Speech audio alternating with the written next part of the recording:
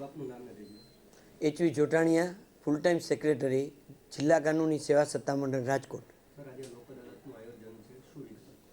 આજરોજ તારીખ 13/12/2025ના રોજ રાષ્ટ્રીય મેગા લોક અદાલતનું આયોજન રાષ્ટ્રીય કાનૂની સેવા સત્તામંડળના નિર્દેશ મુજબ અને ગુજરાત રાજ્ય કાનૂની સેવા સત્તામંડળના ઉપક્રમે જિલ્લા કાનૂની સેવા સત્તામંડળ રાજકોટ દ્વારા સમગ્ર રાજકોટ જિલ્લામાં કરવામાં આવેલ છે.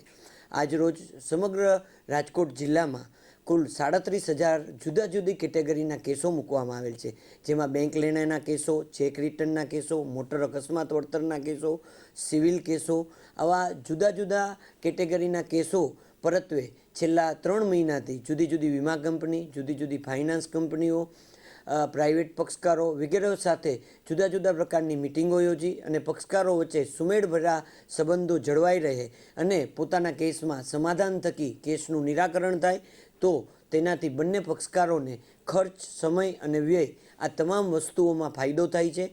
એક તો પોતાનો સમય કેસની જે અપીલ કરવાનો હોય એ બગડતો નથી, નાણાંનો એ રીતે કે જો કોઈ કોર્ટ ફી ભરવામાં આવેલ હોય તો એ કોર્ટ ફી પણ લોક અદાલતમાં સમાધાન થકી કેસો પૂર્ણ થાય તો એમને કોર્ટ ફી પરત મળે છે.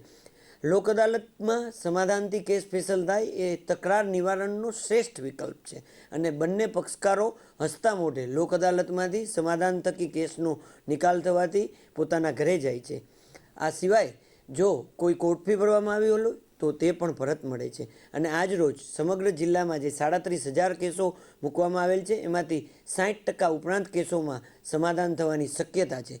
આજ રોજ રાજકોટ જિલ્લામાં જે લોક અદાલતનું આયોજન થયેલ છે તેમાં મોટામાં મોટું મોટર અકસ્માત વળતરનો ધોરાજી મુકામે 1,15,00,000નું સમાધાન થયેલ છે અને રાજકોટ હેડક્વાર્ટરમાં 65 લાખ તથા 53 લાખની રકમનું મોટર અકસ્માતના વળતરના કેસમાં જે વીમા કંપની છે એમની સાથે સમાધાન કરી અને નામદાર ચેરમેન જે.આર. શાહ સાહેબના હસ્તે એમને ચેકનું વિતરણ કરવામાં આવેલ છે.